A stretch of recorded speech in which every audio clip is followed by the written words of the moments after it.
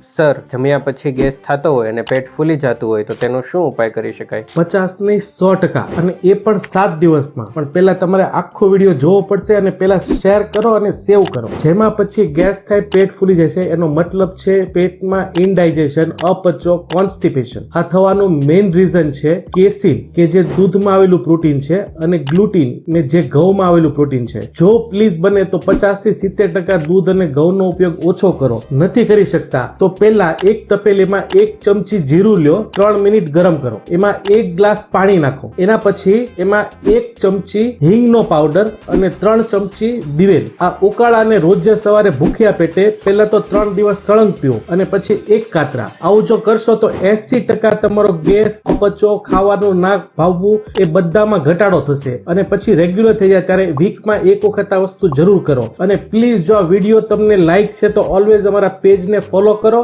અને આ વિડીયોને શેર કરો.